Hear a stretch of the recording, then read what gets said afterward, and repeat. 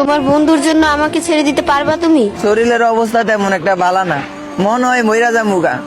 বাস carton লাগবো, কবর করন লাগবো, আব্বার কাছে গিয়া কন লাগবো আমনের পোলা মইরা গেছে, আমনের তো শরীরটা তেমন ভালো না।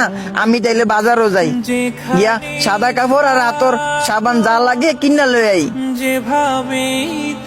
তারপরে বাবা আবার কইবো মাপটা লইয়া যা, মাপ মনে থাকবো তো।